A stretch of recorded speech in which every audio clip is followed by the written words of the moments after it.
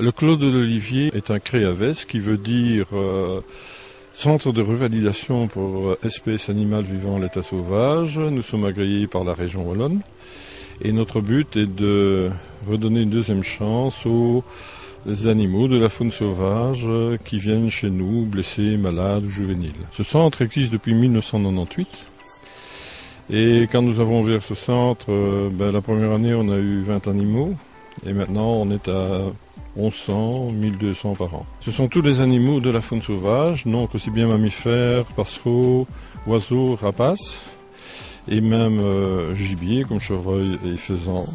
Donc ce sont tous des animaux que les gens ont découverts soit le long de la route, soit le long d'une promenade, et qui s'est laissé approcher par l'homme. Alors ils nous l'amènent, notre but c'est de les soigner, de les revalider et de les remettre en forme pour retrouver leur liberté dans leur milieu naturel. La première chose à faire quand on voit l'animal, c'est de le prendre avec précaution. Il faut savoir que c'est un animal sauvage, donc il ne sait pas que vous lui voulez du bien, donc il va essayer de se débattre.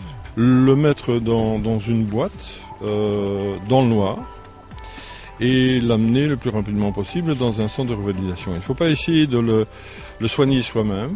Premièrement, ce n'est pas autorisé par la législation. Et deuxièmement, on croit bien faire. Et à un moment donné, on est un peu bloqué parce qu'on dit tiens, il ne bouge plus, il ne grossit plus, il ne grandit plus, il a l'air vaseux.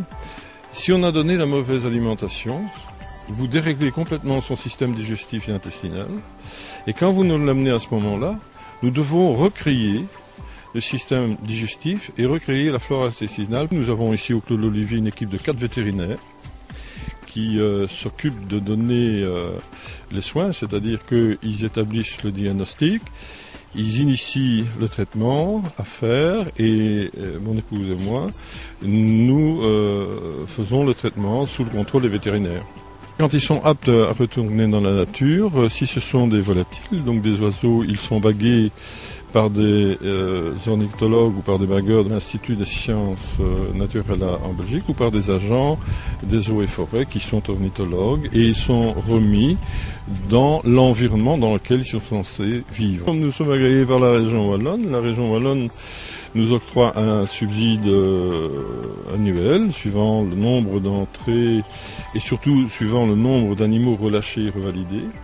Mais évidemment, ça ne couvre pas les frais inhérents au fonctionnement du centre. Ça ne représente que 30-35% des frais de fonctionnement. Alors, nous vivons par des dons. Les gens qui viennent nous apporter un animal, demandent s'ils doivent quelque chose. On leur dit, si vous voulez faire un don, vous pouvez le faire.